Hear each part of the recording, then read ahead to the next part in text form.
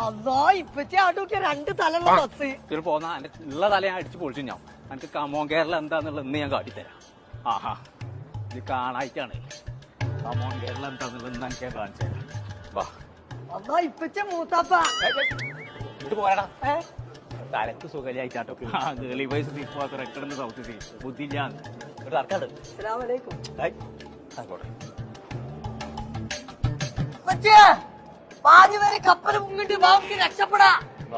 മനുഷ്യനെ മാനം കിട്ടാൻ കള്ള കുതിര എവിടെ പോയി കിടക്കാം.